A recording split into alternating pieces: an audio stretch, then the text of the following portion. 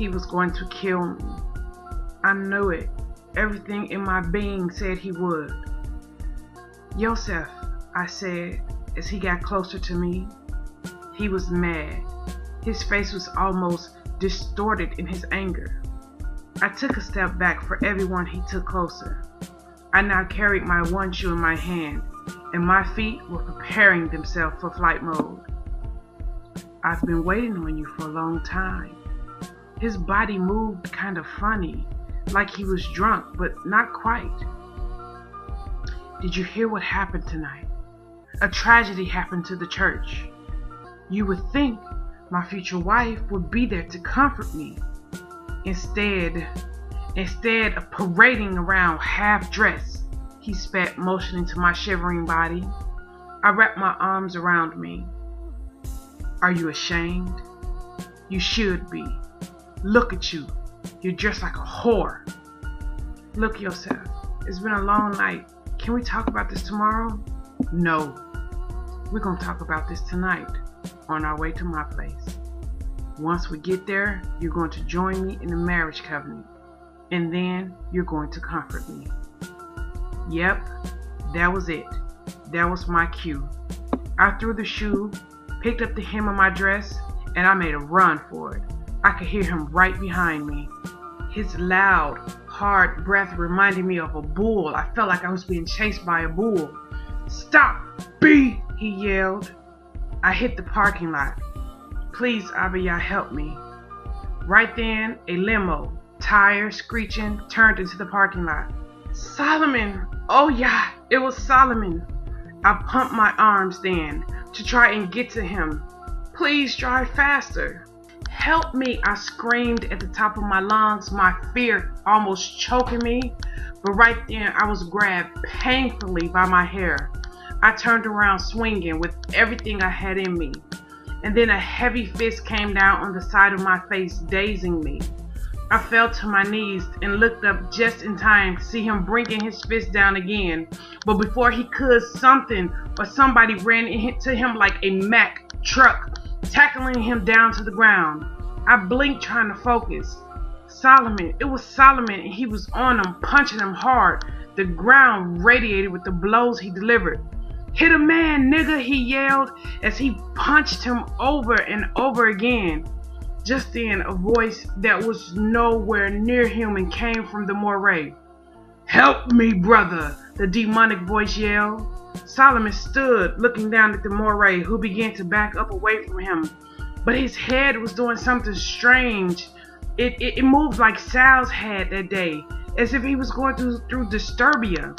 He looked up at Solomon, petrified, before he turned to look at Nico with red glowing eyes. Help me, brother. Nico just chuckled and spit on the ground by the moray. What do I have to do with you, Solomon? The demonic voice spoke. Solomon stared down at the thing, still very angry. I blinked. This could not be happening. I think maybe I got hit harder than I thought. The moray continued to scoop back, but Solomon angrily pursued him. You don't know what to do you? The demonic voice asked. And although his head still moved like he was going through disturbia when he spoke, the rapid movements came to a halt. Ha! His voice said. You don't know what to do! Its terror was real as it looked up at Solomon, yet still he mocked him. You can only kill this body. You're weak, it yelled. Solomon moved fast, or maybe I had faded in and out of consciousness. 1 minute, he was there in front of the thing, and the next he was behind him, twisting his head until the sound of the deadly cracks could be heard throughout the night. I faded out, but I came back in at the feel of Solomon lifting me off the ground, wrapping my fur cape around me. I reached up and I wrapped my arms around his neck, clinging to him. I was so scared, and it felt so safe in his arms. Solomon, he hit me, I softly cried in his ear as I squeezed his neck tighter. I know, baby, but he won't ever do that again. He sat in the limo holding me close. I shivered in his arms, my arms still wrapped tightly around him. It was my only safe place. Solomon. Yeah, baby. What's happening? I don't know, but I know who does. He reached into his pocket without letting me go for his phone, and right before I gave in to the blackness, I heard him say, Pop, yeah, I'm okay. Actually, no, I'm not. Something is happening to me. I need your help, man. Yeah, okay. Tomorrow, at the Lion's Den. Yeah, we'll see you there. He called his father. He called his father, hallelujah. And that was my last thought before everything went black. The sound of a loud engine awakened me. Right off, I could tell that I was still in Solomon's arms, because honestly, there was no place on the planet like it. I buried my face in his neck, inhaling him, his cologne, one of my favorite smells in all the world. Then I felt the pain in my face, and the memories of this strange night came flooding back to me.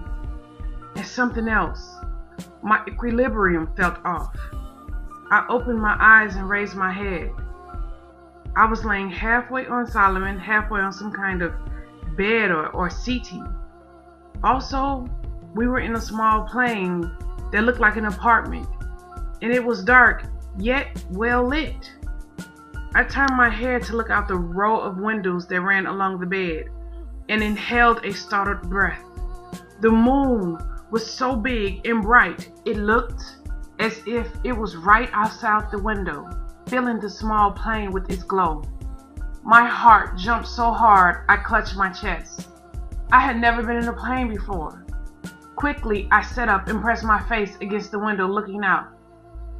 Oh my, I cried, because it was like nothing I had ever seen.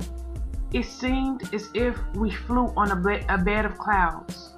The stars were so big, and it felt as if I could just reach out and touch them. And the moon, it was huge. It was amazing. I turned to where Solomon lay next to me and laughed down at him. It's beautiful, I cried. He lay there looking up at me. I could tell that before I woke, he had been lost in his thoughts. His suit jacket was gone, as well as his handmade Italian leather boots. You're beautiful, Makati. My queen. He called me my queen. I smiled down at him, and pain shot through the side of my face. I reached up and touched it, and I could feel that it was bruised. He hit me, I whispered. Solomon sat up. I know, baby. I know. And you don't know what that is doing to me. I've been laying here really beating myself up. Seeing his fist come down on you. Oh, damn. It like to have killed me. He gently kissed my face where I had been hit. I should have been there. He kissed it again. He should have never been allowed to come close to you. I will never let anything like this happen to you again, Makati. That's my word. Although they didn't drop, I saw that there were tears in his eyes. Baby, I'm so sorry, he said, holding his head down. But gently, I took both of my hands and lifted it. No, it's my fault. I could have prevented it. I should have made it clear to him that I wasn't interested in him. But right then, images of Yosef going through that disturbia filled my head. That voice he spoke in his eyes. It probably wouldn't have mattered. I think Yosef has been gone a long time, and that thing in his place, he said. Solomon, it was a demon. He stared behind me out the window. Yeah, it was. You called your dad? Yeah, I did. He reached for my right hand and looked down at the bracelet he brought for me. He traced the words with his thumb. Makati, do you trust me? Without hesitation, I nodded. He smiled slightly. I need to ask you something. He looked down at the bracelet, suddenly seeming nervous. I reached up and gently rubbed my fingers through his beard. I had never seen him insecure like this. He was always so confident in everything that he did. He reached his big hand up, taking my smaller one in his, kissing my palm before bringing my hand down where he now held both of my hands in his lap. Stormy, I will do all that is within my power to become the man you need me to be. I see now that my money will never impress you. I know that you need a man of Yah, and I want to be that. I want to be the one that you come to when you need understanding. I want to be the one that you come to when you need protecting. I want to be the one to make love to you for the first time. And I want to be the one to love you for the last time. I want to be the one to make you smile and to make you cry. I want to be the one to make you yell and make you laugh. I want to be there when you hold our child in your arms for the first time. I can't see my tomorrows without you. He swallowed. Stormy, will you be my wife? His dark gaze pierced mine, going straight through to my core. I licked my lips. This was it. It felt like my whole life had happened just for this very moment. Suddenly, something the preacher said became clear. You're looking for something that you already have, he told me. Yah has always guided you, as he continues to do. Yah led me to Solomon. From the time that I crashed into him falling in his arms at that party, he and me was always supposed to be. Tears came to my eyes when I thought about the mercy of Yah. My Ima died, and I thought that I would be all alone in this great big world. And Yah led me to this amazing man. I smiled at him through my tears and nodded. Yes, my king, I will be your wife. Such relief washed over him. He cracked a huge smile. Thank you for saying yes. Oh man, he exhaled. I thought you were going to say no. I messed up so bad, and I just been making all the wrong choices. Thank you, baby. He gently took my head in both of his big hands, being very careful not to hurt my bruise, and kissed me. Not just any kiss. One of those kisses that make my inside go up in flames and my body become all needing. Slowly, he lowered me back on the bed. Can I make love to you for the first time, Isha? I bit my lip as nervousness took over me and nodded. He leaned down and kissed me again. I wrapped my arms around his neck, bringing him closer. Although I was scared, I wanted him very bad. All night I have wanted to taste you, he whispered close to my ear, kissing me there. I watched all those men looking at you, wanting you, and I wanted to kill all of them. You're mine, just mine, only mine. He kissed my neck, sucking strongly. I'll be the only man to ever touch you, taste you. You were made just for me. And then, as he had promised earlier in the limo, he took his time undoing all that Layla and her crew had done, leaving only that diamond design on my thigh. And y'all, up there above the clouds, underneath Yah's moon, he made me his woman. Later that night, I lay in his arms, and together we looked at the bracelet. What does it say? I asked him. It says, Solomon and Stormy before Yah. I sucked in my breath and came to my elbow so that I could look down at this beautiful man. I smiled at him through unshed tears. That is beautiful. I will never take it off, I promise. What about when you need to clean it and shine it back up? He asked, laughing up at me. He looked so good laying there, shirtless, Psalms 91 written across his muscled chest and torso. Okay, I'll take it off, but only for a minute, and only if we can't clean it. The smile disappeared off his face. Baby, I've got to talk to you about a few things. I brought my hand to his beard and rubbed it the way he liked. What is it? You remember when I told you about my father and his brothers? I nodded. Okay, well, I may have left off a few minor details about them. What? Have you ever watched like the Avengers or X-Men, anything like that? I nodded. Although we didn't have a TV at our house, the kids at the center always watched that kind of stuff. Okay, well, that's make-believe, right? You know? But this group that you're going to meet tomorrow, that's kind of a fact for them. I frowned, confused at him. What do you mean? The taxi driver from earlier. Do you remember him? Did I remember him? I will never forget him. The things he said were powerful. I also remembered Solomon coming up short at the sight of him. You stopped chasing me when you saw him. You didn't say anything, you just stopped. Why? He chuckled. Because if I had, the preacher would have killed me. My mouth dropped open. You know him? Solomon nodded. Remember I told you I trained at the Lion's Den when I was a kid? I nodded.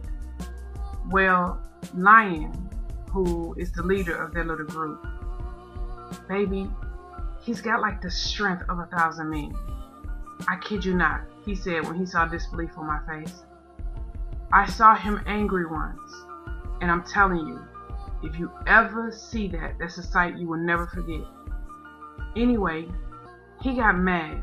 I mean, really mad. I don't know why. He was talking with my pops. But all of a sudden, he turns and he punches my pop's car. And I kid you not, the thing flew across the parking lot. I blinked twice down at him before I fell over laughing. My new husband was crazy. Crazy as a loon. He looked hurt that I was laughing at him, but that only made me laugh harder. Okay, you just gonna laugh at me like that? I'm sorry, I said, drying tears from my eyes. But you just told me you know the Hulk. I erupted in more laughter. Yeah, go ahead and laugh. But he ain't the only one amongst them with extraordinary abilities. I saw one of them take a knife and throw it. At first I thought he just threw a knife in a wall. Big deal. But my pops tell me, go take a closer look. Baby, there's a fly embedded in the wall. And get this, he was blindfolded. Then there's another guy. They call him a sharpshooter. But the thing is, he doesn't use a scope. And he can hit a target from blocks away. And I don't mean just, somebody walking down the street. I mean, you're in your house, chilling, about to run a bath. You walk into the kitchen that has a window and boom, dead. Now, do you know who they all fear? Still smiling, I shook my head. The preacher. Why? He seems so nice. Solomon shook his head. Don't let that calm voice fool you. He can make things happen. Like what? I asked. Okay, I gotta admit, he had my attention now. See, I knew there was something else to that taxi cab driver. He said he listened and obeyed, but there had to be something else to him. First off, let me tell you, I only saw him once when I was a kid. The man moves like a phantom. You don't know when he gonna appear, and then just as fast as he comes, he goes. I was in the ring, and Lion was teaching me this grappling technique, and the doors just flew open. In walks the preacher. He steps in the doors, and they just close behind him. Later that day, we're eating, and of course, me being a kid, I sat right by him. I hadn't stopped staring at the man the whole night. He opens his hand, and the salt just comes to him. I asked him how he did it. You know what he told me? I shook my head. Through belief. Solomon laughs. Through belief, he says. My pops and his brothers, sometimes they try and figure the dude out. See, some of them think he's an angel, but my pops thinks he's Lazarus. Lazarus? I asked, not getting the significance. Stormy girl, you supposed to be up on your Bible lit. He licked his tongue, shaking his head at me playfully. I hit his chest. I don't get it. Lazarus, baby. The one Yehoshua loved? My mouth dropped. That Lazarus? Solomon nodded. Think about it. Yehoshua brought him back from the dead. It is for a man to die once if they're righteous. Oh my goodness. Has anybody asked him? He looked at me like I had grew a second head. No, Stormy. Of course. But he won't talk about it. He say we asking the wrong questions, or it doesn't matter who he is. Wow, I said, looking out the window. My mind was blown away at that. I had never thought about it. Yehoshua had brought Lazarus back from the grave. We read he was a righteous man. Could that be? Could Lazarus have been walking the earth this whole time? And if that question had completely done me in, my next question to myself floored me. If that was Lazarus, why had Yah seen fit to send him to talk to me?